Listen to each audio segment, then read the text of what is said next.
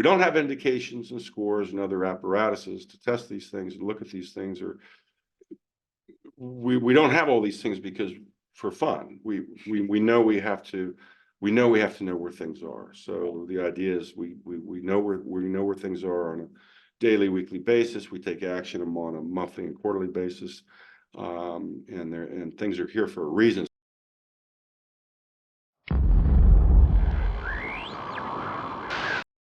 Hello, everyone, and welcome to the Nasdaq Dorsey Wright podcast for the week ending on February 9th.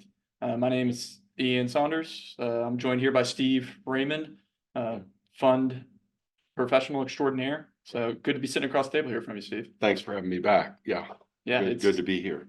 Yeah, it's great. It's coming into a pretty great time in the markets too. I mean, we have S&P within a few bucks of 5,000. I will say it's didn't necessarily have that in my bingo card for the first 6 months of the year, but nonetheless, here we are, right? Just storming on up, and we'll see how much higher we can get from here. Right, and when the talking heads from the media and different analysts, the last thing that they thought would be that the market would be this strong as well. That's really a part and parcel. While we have to pay attention to the indications to guide us. Exactly. Always have the ground root back to what's really happening, and there are a lot of different things that are special about the last rolling year, and one of them is a high core dominant market through our indicators. Suggests that the internals of the market were super strong, right? Even in a chaotic price wars and so forth, and that's important because that's the tone setter that says this is going to end up going somewhere, which it certainly did. Yeah, and so so you mentioned the high core, and we want to spend a majority of the time today focusing on some new model updates that we saw over the course of the past week. Those updates to the FSM fund score method models that we have on the platform. So we'll do a deep dive into those, run through some of the breakdown of the methodology, and then talk about some interesting changes. But you just mentioned the high core, and maybe it makes sense to kind of start there. So one of the things that these models look at as some potential trigger points from some broader indicators, one of them being the core percentile rank, and then that money market percentile rank as potential defensive triggers that could come into play. Obviously, you said the core equity market's been very strong. Cash, on the other hand, been relatively weaker, right? So none of the models move defensively. Things are looking pretty good. What are those indicators kind of looking like now? Well, we've been in a paradigm certainly for several years. You could say back to 2019, where the core levels are very high. Now, how do we measure a core level? Well, core means core equity component of an array of asset classes against an array of asset classes all over the world. So how strong is that core compared to everything else that we could go measure? And it's been unusually strong, or you could say historically at higher levels, holding higher levels for longer compared to the past 30 some years. So the percentile rank of our U.S. equity core is stronger than most asset classes around the world, is another way to say that. And it's running around the 98th percentile, kind of hovering there certainly for 98. It's beating 98% of things we're looking at. Beating 98% of different asset classes you could go name. And this is everything. This is not just like your 6 broad asset classes. Right. So yeah, in our asset class group scores, we measure some 140 asset classes. We show about 133 of them, and they're everything from growth and income to fixed income to non-US to China to this to that the other. Every breakdown that you may or may not want to use, it's in there, and the reason it's in there is so we can really gauge how strong any asset class is against the backdrop, but also along the way is where does that core percentile rank sit. We do the same thing for the money market or the cash, or what you call the risk-free rate. If you took no risk, what's that worth in a relative basis of strength? And then so we were always measuring these against all the asset classes around the world.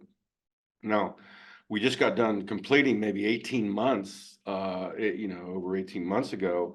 The core levels very strong, but money market levels were very strong as well. Just hanging around. Right? Yeah. And then as we started to wind into the back half of 2023, last year, the money market levels were diving down to lower levels and relatively low levels. Here, But the core has maintained a consistency. Now, what does that all net up to be? Well, it means that we're just holding in on offense, waiting for the, the market to work out whatever difficulties it has. Because as you remember, 2022 and 2023 were just littered with trend changes. Like non-US was good for a little bit, and then value was good for a little bit, and US only is good for a little bit. Then, and you keep going Commodities back. made a splash, Yeah. splashes in there. Commodities Right? jumps up, and and so every time that kind of trading goes on, it does it does muddy the waters, you could say. So, And that is something that with the asset class group scores page, so you're talking about with 130 plus different groups that users can see on the platform, core, equity market, money market being some of those, it tends to move a bit quicker than some of the other indicators we have on the site. Right. Given that, I mean, these scores that we're looking at, technical fund scoring system, 0 to 6, 0 is the worst, 6 is the best. We're just aggregating those scores up for every, let's say, technology fund. right. That gives you an average score for the technology group that's 0 minimum, 6 maximum, right? And Right. technology scoring relatively higher now, but that score is going to change every single day, right? Yeah, it can. I mean, there are thematics to it where we do tend to see scores fly a path or a range and then move around minutely daily. But there is a trending component that we tend to observe. But the thing is that the real goal to relative strength is really to isolate, where's that leadership now?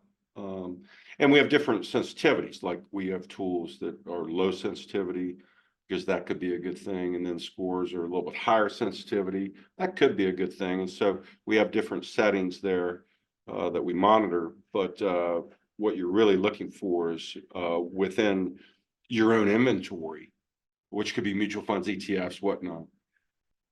Where is that leadership reside? And what we tend to do is think of it, well, if we can understand leadership on a monthly and quarterly basis, that's pretty good. Some people do say, well, I want to know where leadership is every other day, but that's generally not what our clients, can do, want to do. And quite frankly, generally that might not be helpful to know that answer, but Almost on the information overload. right, Yeah. a monthly and quarterly basis is a nice sweet spot, and the scores were built way back when, beginning of this millennium, really to address that issue. Whereas any one particular attribute that we've always looked at might not be enough. The scores combine a lot of little different attributes, which give it some vibrance to really show us what the differences are. Remember that if someone has access to 35,000 mutual funds and 3,000 ETFs, they need a quick way to narrow that down to Right. what they want to do. We always tend to guide investors as, keep that fishbowl smaller so you can understand, what your true inventory is.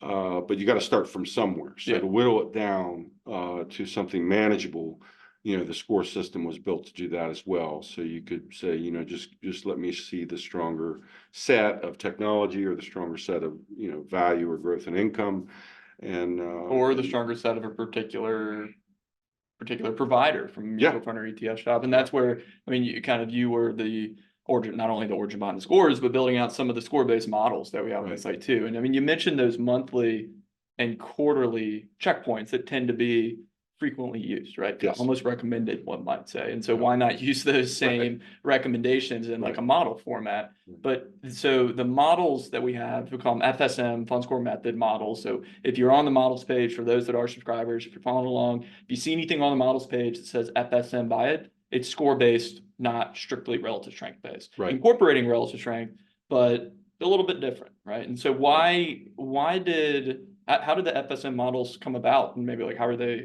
different than other stuff? Well, you mentioned a part of it is that, one noticed when dealing with some of the bigger mutual fund families in the past is that relative strength charts alone didn't really express everything that was going on with a particular fund. So when you add trend lines and other performance attributes, it tends to distinguish between I'll give you an example. Let's say that, Morningstar used to give a 4-star rating to, 1,000 funds. Well, were they all the same? They definitely didn't perform the same. Because there are differences actually with a general rating system like that. And so the scores are digitized to go out to 2-3 decimal places. So we're able to really group in some more finer detail, which I think is crucial, especially if you're working with a family, or especially if you're working with a controlled piece of inventory, maybe 25 or 100 pieces of inventory. You need to really know which one's which. So the FSM model comes birthed out of that, is how about we just provide them rather than just teach what to do. And so we kind of, I think, perfected the idea of, let's say top 5. We started with top 10s, top 5s, top 2s, top 5s, and top 2. Asset selection seems to be a sweet spot amongst our subscribership and in the industry in general.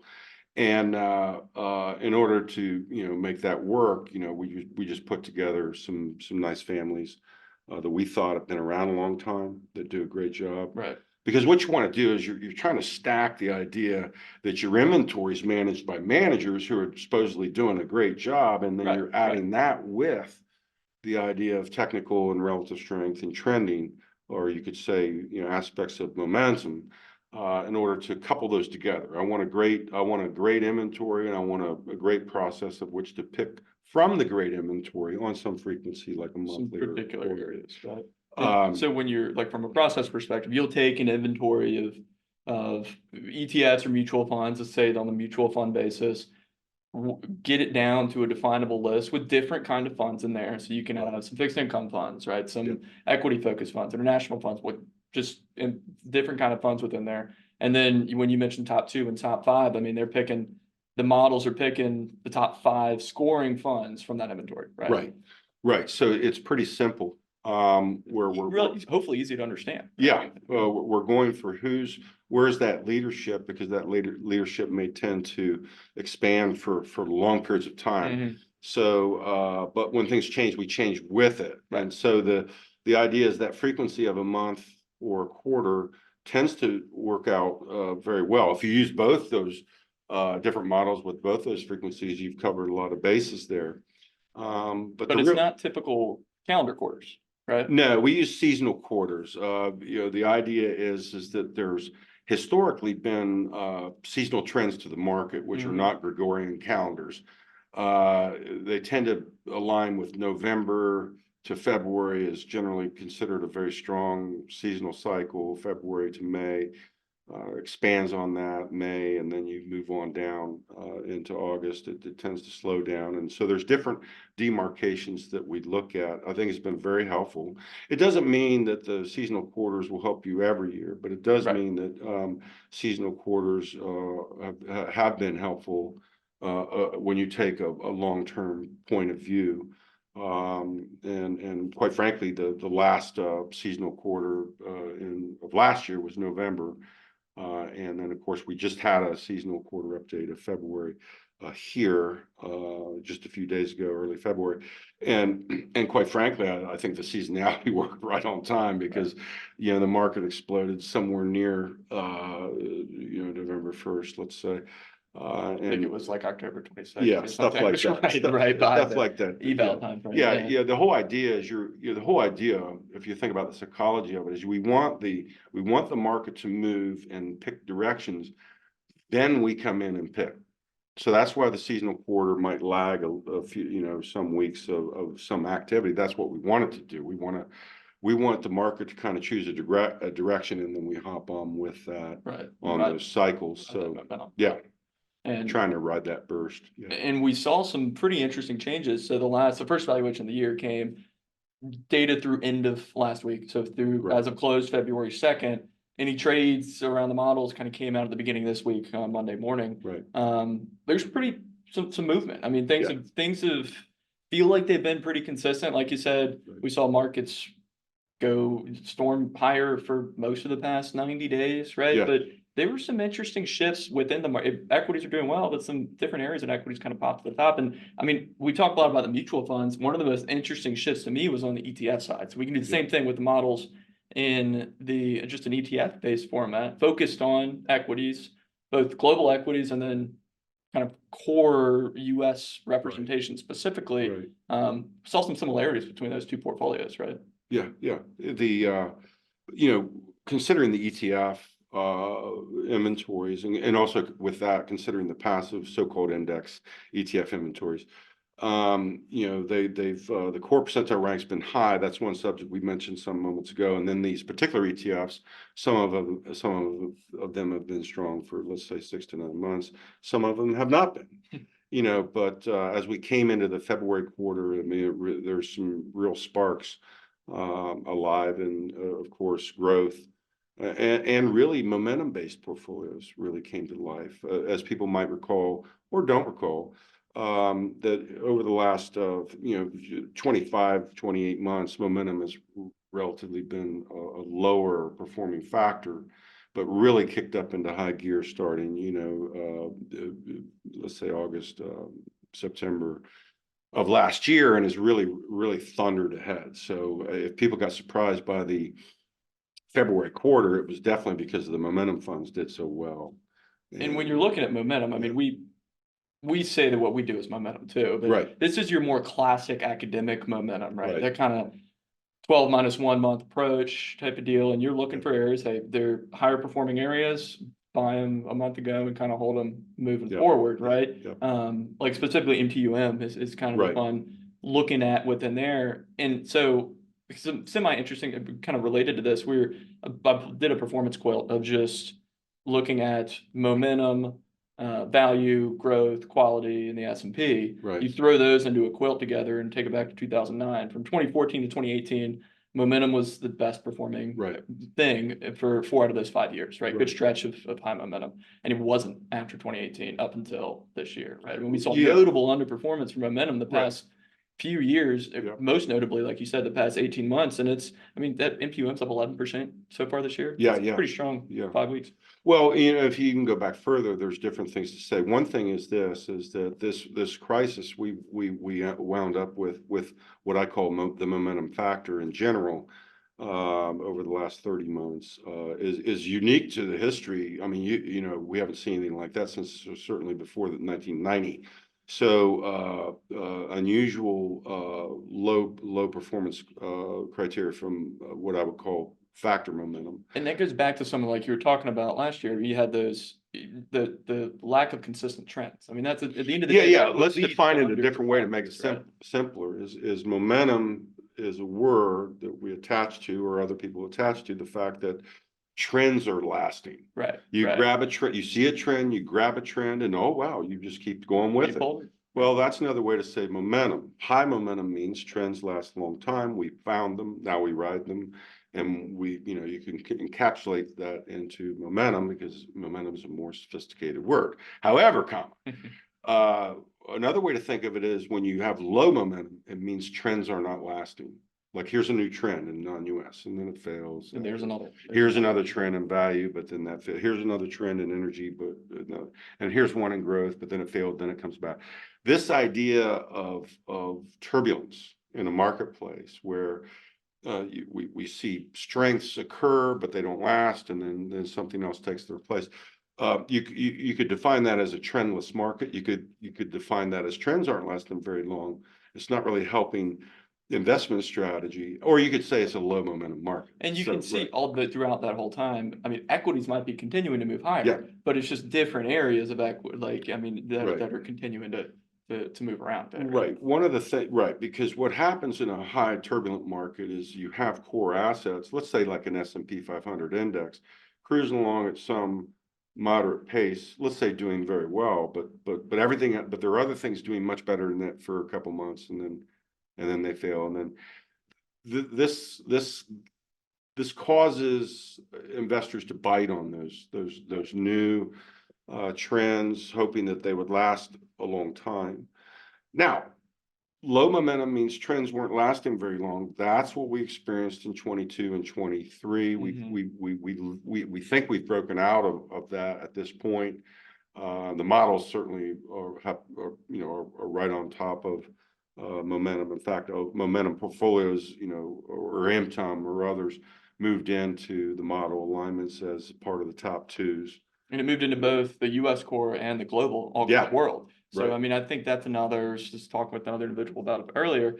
I mean, like at the end of the day, looking at it and saying, oh, well, they both own the same thing. Like, why is Right. that? Well, I mean, it's kind of confirmation. Like you're seeing Right. both of these different inventories. Like one's just focused on US markets, like big core US markets, and one's can go value growth, can go international, can go low vol, whatever. And they both are picking the same thing. At the end of the day, that's a good thing for those two assets, right? I think so, and it's part of the design. It's actually on purpose that when we see strength, we want to focus on that strength. Right. If different things or different models are kind of like going off in different ways, we let them do that, and that so there's a natural diversity that could occur. What you want to do is kind of say to yourself, I want a strategy that knows when to focus down on fewer things, and the same strategy can also broaden out into be more diverse. I think that's a proper way to say that's actually means it's working. That's what you want. Some markets don't have a lot of different assets that are in leadership, and they're more narrow, which is where we have been. For the last half year and where we are today, and probably presumably going into the months, is that we're in a very focused market, and so a lot of the models are focused. And so when you saw in those models, I mean, both of them had exposure to the Nasdaq 100 Yes. prior to this, and they both maintained that exposure and both moved into MTUM in place of different areas. So Right. you had super focused exposure in the all cap world, Nasdaq 100 cap weighted and equal Right. weighted, right? Now it's sold the equal weighted and just and moved into momentum MTUM. Whereas in the US core, still focused large cap exposure, Nasdaq 100 and S&P 500 cap weighted, Right. sold the S&P and moved into momentum, right? Right. So that's seeing that kind of confirmation. Hey, we still have some of that leadership that no one would argue that the Qs won the year in 2023, Yeah. right? I mean, 50% in a year is hard to beat. So Yeah. that's continuing. We're just seeing other areas, more consistent trends being established in the momentum space. Kind of the psychology of these core products. We have two main ones, Core Solution and All Cap World, is that these models take over how to address the focused core dynamics for you. Right. Meaning for the investor, so that the investor doesn't have to decide which major index maybe to go buy or sell. The core product is a solution, meaning it's a solution to, well, it knows how to navigate the core. You go and worry about other things that you might want to worry about, like small value or stock picking or something. But the idea here is these core models were built in order to just follow, use together, and then plug and play with them into other bigger strategies that you may have. They have one directive, one mission, which is, how do I go get the right core to own for this month or this quarter, and hopefully with high momentum means those trends could last a long time. The reason we use MTOM is a fund that's been around an awful long time concerning the momentum factor, right? Meaning there are a lot of momentum products, these days, let's say, but this is very classic. You want some more plain vanilla classic academic style. It's just classic. It's mandated to large cap only, just like the S&P 500 fund index. It is also, there's a lot of constraints, and what you find when you're thinking about models, thinking about using models, and certainly thinking about building models, is you just don't want to throw everything in there. The more is not the merrier. You want constraints, well thought out, simple, and that's what these are. Give yourself different opportunities to move into, but not too much. Right? Yeah, so it's more about control or some control, some constraints. The more you say, well, I have thousands of assets available to me, let's put them all in a model. The more you put in, the more very high variance you might get out of it. And then you get those lack of follow through on trends, maybe kind of like you're talking about, right? So I think it's an important thing. And I mean, so we saw the changes there within the core solution product, as you see. Those weren't the only changes we saw in the FSM lineup. I mean, so those are on the ETF side. On the mutual fund side, we have or an inventory of models that have been around for quite a while within the mutual fund side of things. I mean, namely American funds, T. Rowe Price being a couple, that have shown some different movement than the ETF, like just equity dominant focus, right? Yeah, this is what I mentioned a moment ago about using the core solutions to plug into other things which are not core solutions, like American funds, for example. American Funds as a mutual fund company has been around forever. They've actually issued some of the first portfolios of their kind way back in the 80s and 90s with things that no one else ever had. So our American Funds model takes advantage of that classic type of high diversity managers, do a great job over time. And our FSM, or our score-based model that works with American Funds, is looking for what are some of the best components there. And of course, American Funds doesn't do sector funds, so we're not going to find sectors in here. But what they do have are excellent, different diversified portfolios that span the globe, as well as focus on the U.S. And right now we have a pretty good situation where you have most of the large cap classic American funds. Of our top 5, 4 of them are full equity, the Growth Fund of America investment company, which is more of a centric S&P type competitor. Fundamental Investors, which has a little bit of a value slant to it. New Perspective, which has a little bit of an extra global slant to it. So you've got this beautiful diversity there that works just by themselves. I mean, it also could work very well with the core solutions as a compadre. But then it's also got a high income fund in the top 5. So the American Funds top 5 is 4 parts equity, 1 part high income, which is kind of unique in a lot of the FSM landscape, right? I mean, there's not we don't really see for right now. Right. We at this moment we don't see that that competitiveness from other high income portfolios. But American Funds is one of the first to come out on the street to have people actually use high income. So I mean, it's been a holding in there. I mean, it moved in last year. In November. We've been there. So we've been there. We're still there. We're still there. The closest competitors to try to compete with American Funds High Income Fund is AmCap and New Economy, which are really purely more equity driven funds. But at this point, we're going 4 parts equity, 1 part fixed income. So it's just a testament that you can use American Funds, you can get the best out of that family that you're familiar with that there is, and it plays well with other strategies like core solutions and others we may talk about. But yeah, I think the American Funds is doing set up for a nice year here as well. We also do like T. Rowe Price. So T. Rowe Price is a shop culture is different than American Funds, where American Funds focuses on diversifying, picking up some diversity. T. Rowe Price on a per fund basis. T. Rowe Price is very, very different, which is more focused. Their funds, each fund is more focused down, buying fewer sub assets. That's on the fund level, we're not talking model level. It's on a fund level. Yeah, much more focused, bigger positions, much more weight in per position, as well as offering more niched funds in general. For example, American Funds doesn't really have a technology fund, but T. Rowe Price has a technology fund, for example. Couple of them. So yeah, so there's shop culture. You're mixing shop culture, but I think the mix of shop culture is very beneficial. So with T. Rowe Price, we have updated, it's across the board equity, mostly super large cap, growth and technology related. So there's a high focus there.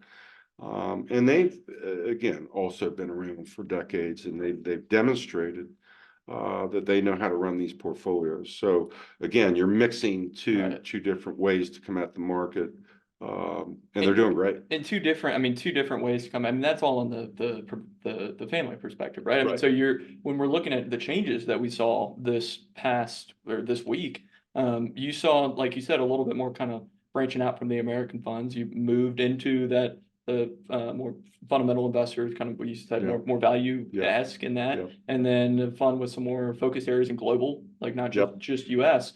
Whereas in the trades that you saw within T. Rowe Price, focused more, kind of doubled down on the technology side. I mean, it moved out of areas and kind of Right. moved into more technology, which both funds done well over the past year. Yeah.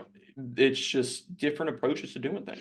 Yeah, but take note that as you combine, like we mentioned, 3 strategies today: core, American funds, T Rowe. Yeah. What you're actually doing is, and we have models that use all 3, and we have clients that you definitely just use all 3.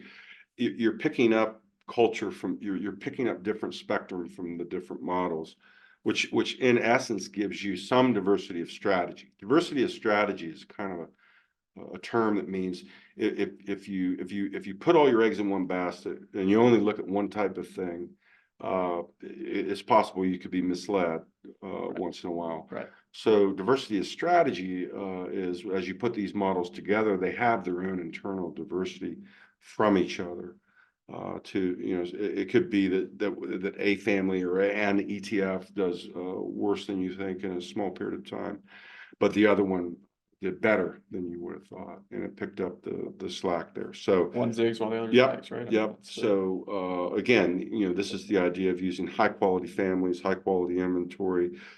Make sure those strategies play well together, or as a design play well together, Yeah.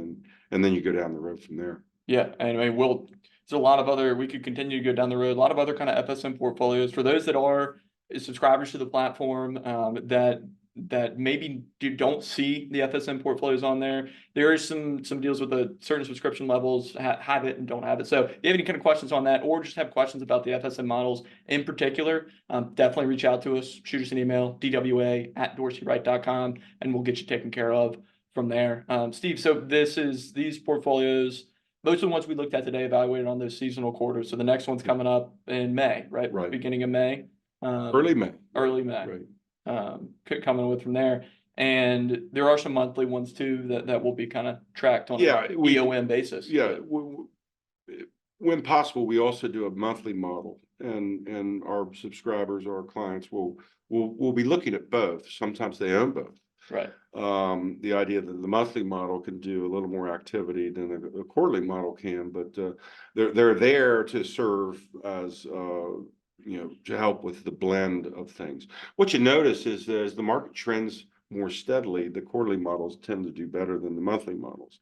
As the market gets more turbulent, turmoil, or low momentum, sometimes you find that the monthly models can do better than the quarterly models for a brief period of time. So you have a couple things there to think about. But May's the next target for the big quarterly models, and we're eager to see how the February quarter does. It started off with a nice bang, and we presume that will continue now that momentum is high. Yeah. So there are some keys there. So what we try to do is simply try to break the market down into disciplines of relative strength and trending. Another way to say that is momentum and these things, and then follow it. Right. Have the model, construct the model, follow that model, and take advantage of the what you would call the win ratio. Right. Right. You want to win more often than you lose. That's the name of the game across the board, right? Yeah. So I mean, those models coming up next valuation of May, be certain to keep a close eye out for them, and we'll definitely be hopefully having you back on to talk about no changes, trends continue in May. Yeah, that's just what yeah, and that would that's happened before. That actually historically that's what mostly happened. Yeah. Right. So the history teaches us that the trends more often than not will continue longer than you want them to.